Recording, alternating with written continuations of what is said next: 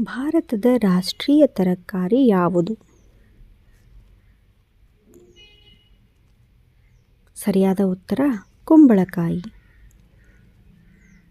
ಮಸಾಲೆಗಳ ರಾಣಿ ಎಂದು ಯಾವುದಕ್ಕೆ ಕರೆಯುತ್ತಾರೆ? ಸರಿಯಾದ ಉತ್ತರ ಏಲಕ್ಕಿ.